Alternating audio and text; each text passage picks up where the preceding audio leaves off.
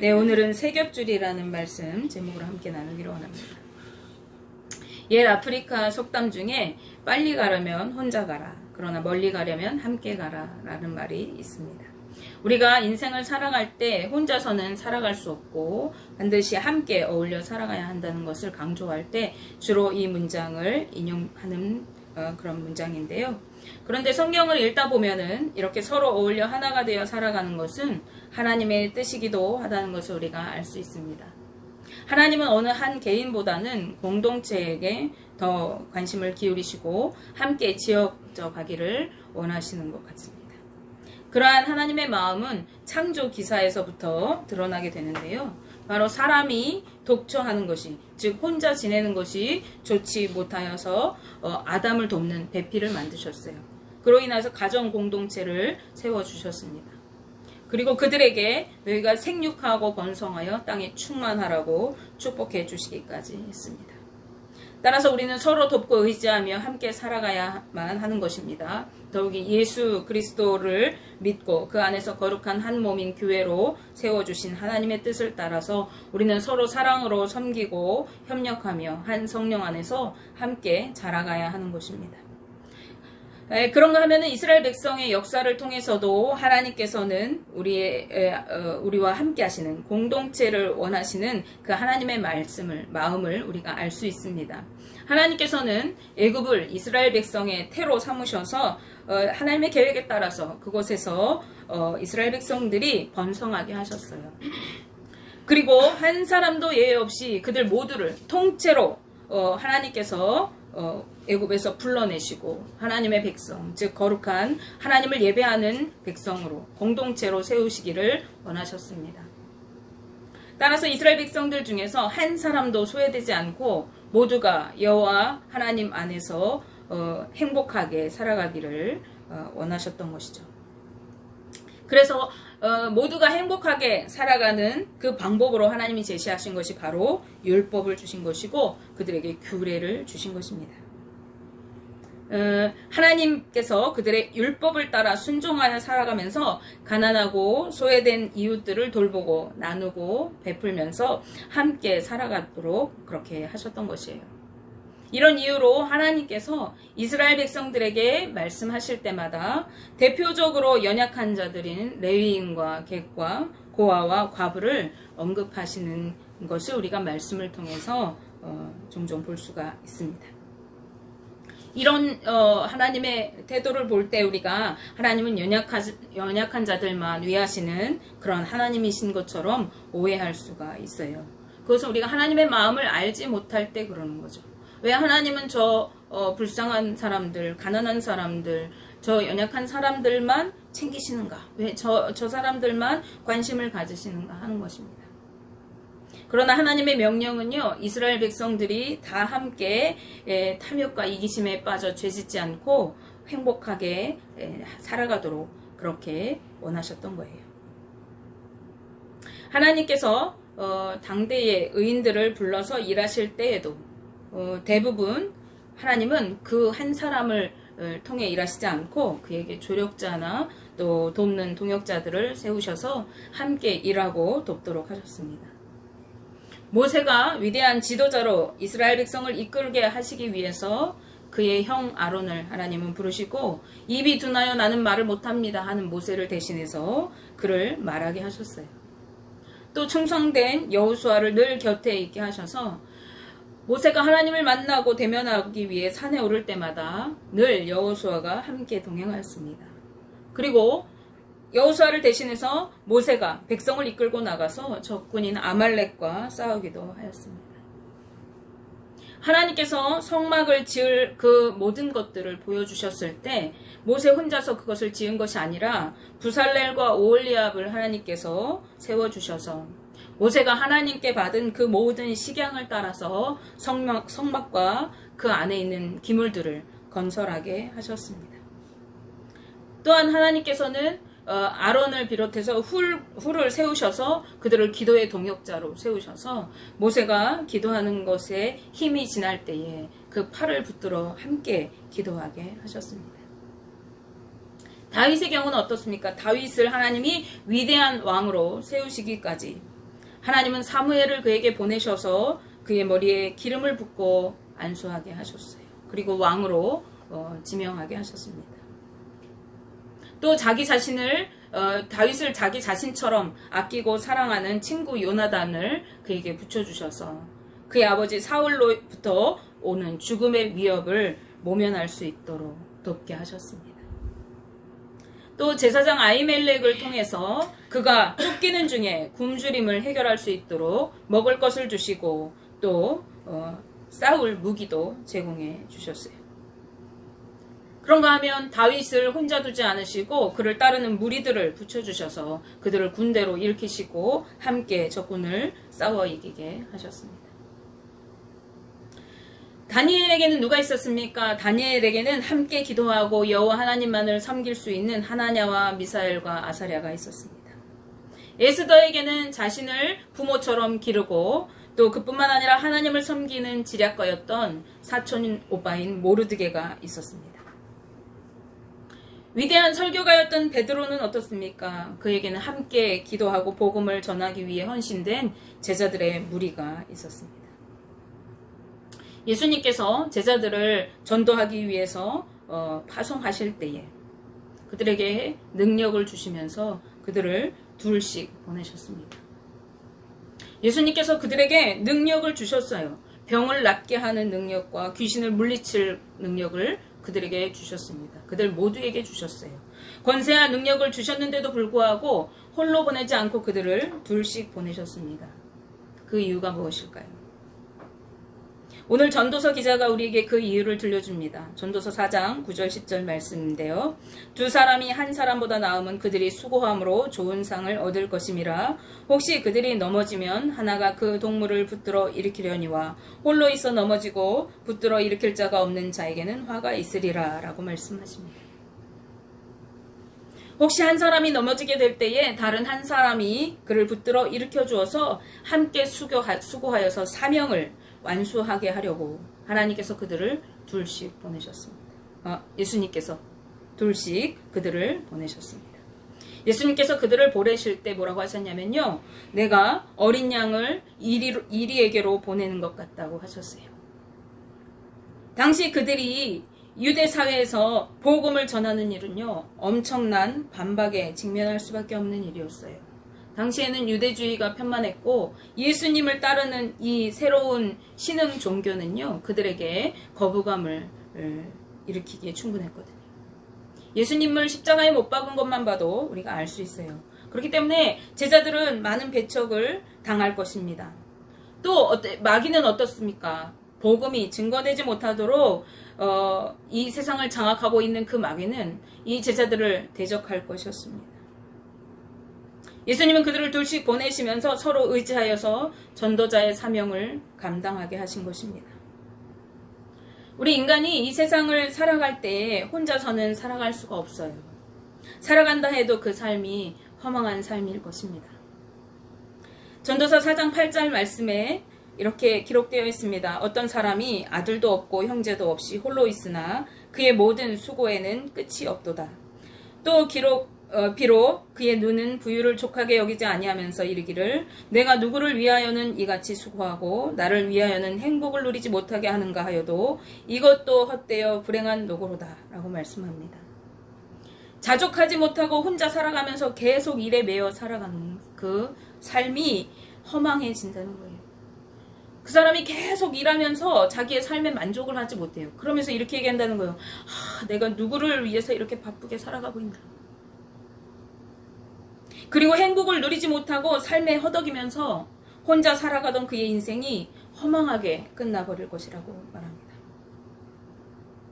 따라서 우리는 그게 누구든지 반드시 마음을 같이 하는 동무가 있어야 합니다. 그래야 혹시 어렵고 힘든 상황에 내가 놓이게 될 때에 그로부터 도움을 얻을 수가 있어요. 또 나만 도움을 얻는 것이 아니라 반대의 상황이 될 때, 동무가 어려움에 처하게 되는 상황이 될 때에도 그를 도와주면서 우리는 함께 살아갈 수 있게 되는 것입니다. 우리가 이 세상의 짧은 인생을 살아가면서도 서로 이렇게 돕고 의지하여 살아가야 한다면요.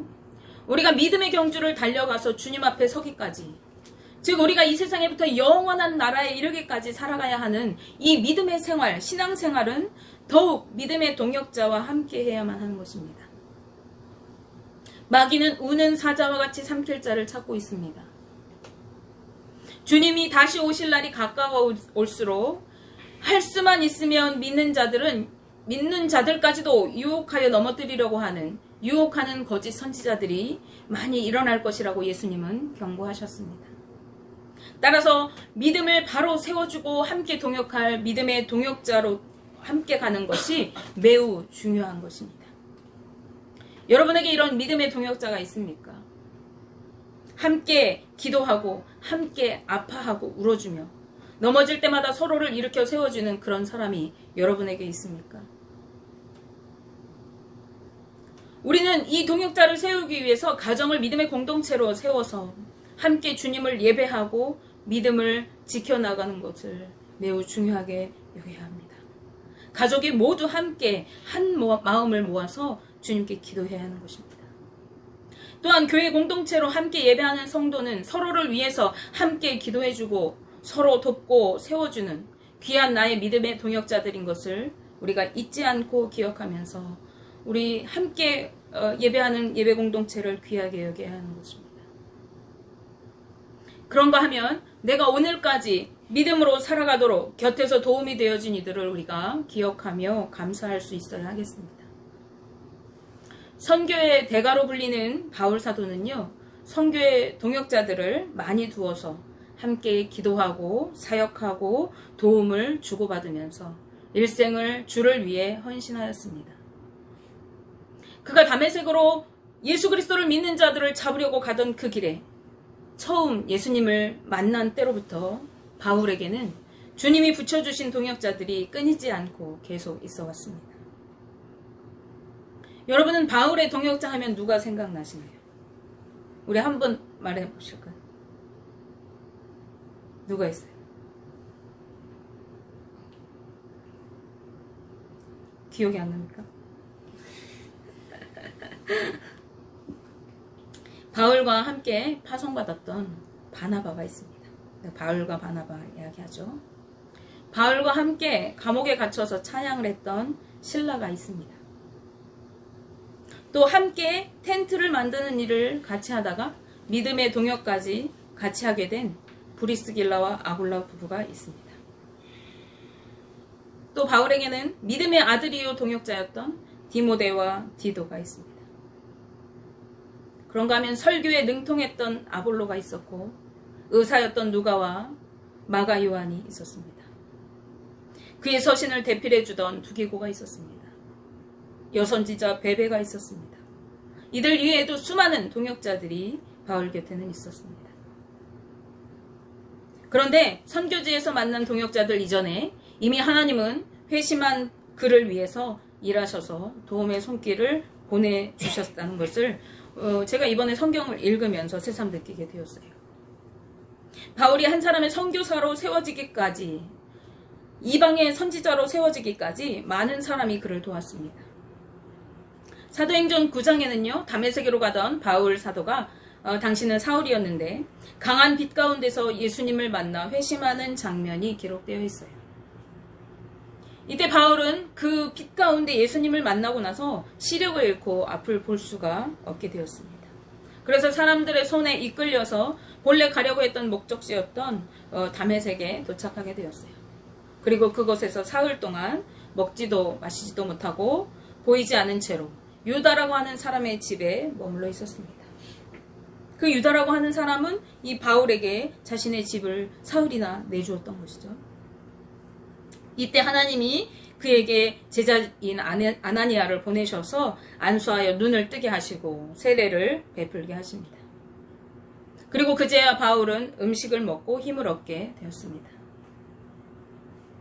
그 바울 한 사람에게 하나님께서 사명을 주시기 위해서 하나님의 제자, 예수 그리스도를 믿는 제자 아나니아를 그곳까지 친히 보내고 안수하게 하고 눈을 뜨게 하고 그에게 세례를 베풀고 사명을 확언시켜 줍니다.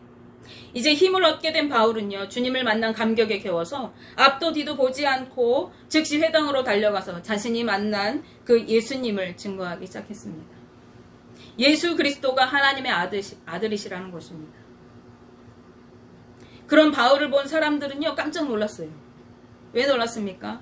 이 바울이 예수님을 믿는 자들을 잡으려고 온 사람인데요. 이 예수님의 이름을 부르는 자들을 잡아다가 감옥에 가두고 죽이려고 지금 이곳으로 온 사람이 바로 그 예수 그리스도를 증거하고 있었기 때문에 그렇습니다. 그 중에서 제일 당황하고 놀랐던 사람들은 다름 아닌 다메섹에 살고 있었던 유대인들이었어요. 바울은 원래 유대주의자였습니다. 하나님을 잘 섬긴다고 했지만 잘못된 믿음에 열심을 가지고 있었어요.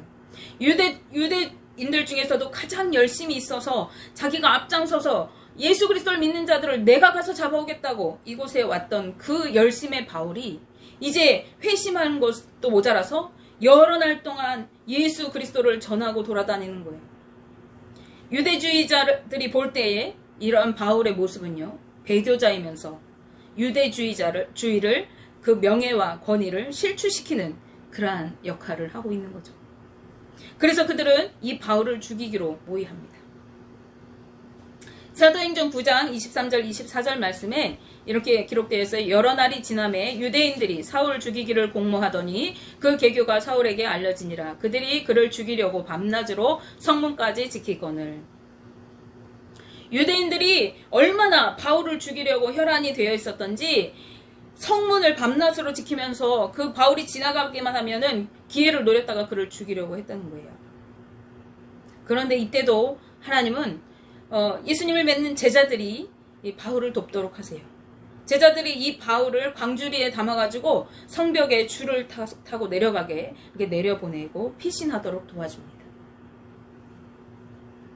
제자들의 도움으로 이제 몸을 피한 바울은요, 이제 다메섹에서 다시 예루살렘으로 가게 돼요. 예루살렘으로 들어가서 그곳에서 예수님을 믿는 제자들과 더 가까이 사귀고 자신과 함께 예수님의 이야기를 나누고 싶었던 것 같아요. 그렇지만은 자신들을 잡아서 옥에 가두려고 했던 이 바울이 예수님을 믿고 자신들과 같이 제자가 되었다는 것을 이 사람들이 쉽게 믿을 수가 없었어요. 그래서 이제 바울이 다가오는 것을 두려워하고 그를 피하게 되어집니다. 그런데 이때 하나님은요, 또 하나님의 사람을 붙여주세요. 바로 바나바를 통해서 바울에 대해서 증언하게 하시고 도움을 받게 하십니다. 바나바는 어떤 사람이냐면 이 바나바는 레위족 속 사람이에요. 그래서 혈통적으로 유대인이고 또 그 중에서도 본래 이름이 요셉이라고 하는 사람인데 이 요셉이 이 바나바가 착하고 성령과 믿음이 충만한 사람이었어요. 그가 성령의 임재를 경험하고 난 다음에 오순절에 그 성령의 임재를 경험하고 난 다음에 자신의 모든 땅을 팔아서 가난한 사람들을 도와주는 그러한 구제의 삶을 또 살았습니다. 그런 신실한 신앙과 믿음의 사람이었던 이 요셉을 사람들이 그는 위로의 아들이다 라는 뜻으로 바나바라고 부르게 되었던 거예요. 그러니까 이 바나바는 사람들에게 신망을 받고 인정을 받았던 그러한 사람인데 이 바나바가 바울에 대해서 보증을 선 셈이에요. 사도행전 9장 27절 말씀에 바나바가 이렇게 행합니다. 바나바가 데리고 사도들에게 가서 그가 길에서 어떻게 주를 보았는지와 주께서 그에게 말씀하신 일과 다메섹에서 그가 어떻게 예수의 이름으로 담대히 말하였는지를 전하니라 라고 말씀합니다. 이제 바나바가 바울에 대해서 이렇게 그가 어떻게 예수님을 믿게 됐고 어떻게 예수님을 증거했고 어떻게 사명을 받았는지 다 증언해 주니까 제자들이 그 바나바의 말을 듣고 이제 바울을 제자로 인정해요. 그리고 그와 상종하기 시작했습니다.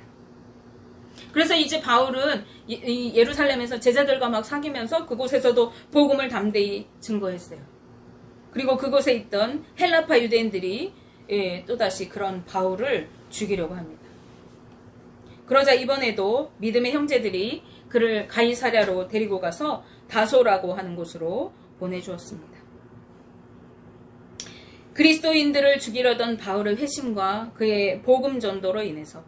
근데 이 바울의 회심이 있기 전에 무슨 일이 있었어요? 스데반 집사의 순교가 있었죠. 스데반 집사의 순교 이후에 기독교 박해가 시작되고 수많은 그리스도인들이 이방으로 흩어져서 복음을 전합니다. 그래서 이제 복음이 일어나기 시작했는데 그 복음이 일어나고 있을 때 가장 열렬했던 이 바울이 그리스도인들을 막 잡으러 돌아다니는 거죠. 근데 이 잡으러 돌아다니는 그 유력한 인물이던 바울이 이제 예수님을 믿어서 자기가 먼저 더 예수님을 증거하는 거예요. 복음을 전하는 거예요. 그러니까 어떻게 되겠어요? 교회가 이제는 두려움에 떨지 않아도 됐어요. 평안해졌어요. 든든히 서가게 되었어요. 그리고 다시 부흥이 일어나기 시작했습니다.